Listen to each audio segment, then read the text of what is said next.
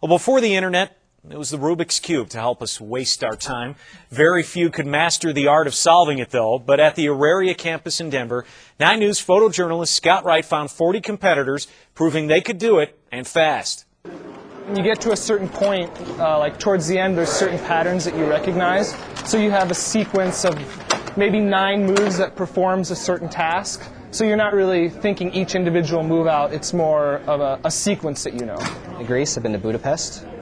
I've competed in 3 world championships, and pretty much everywhere in the U.S.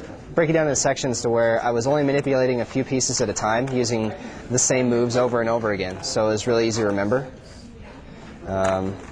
So I'd have one layer, and then I'd use the same moves to put the edges in place.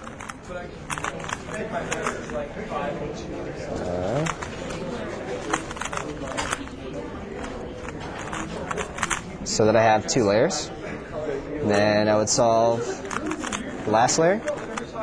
It's one thing she's memorizing as well, is where the piece is, where it needs to go, and if it's correctly oriented or not. I was the first female blindfold solver in competition, and I've just been the fastest ever since. Nobody's challenged me for it yet. Pairing his edges right now.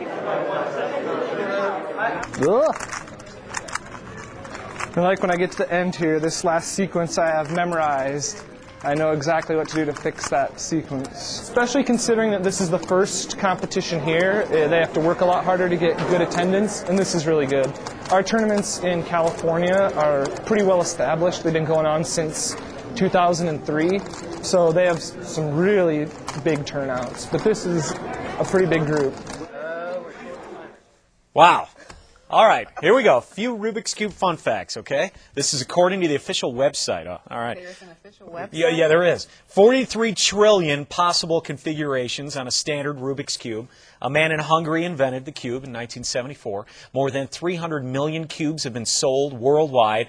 And placed on top of each other, the cubes would reach the top of Mount Everest twice.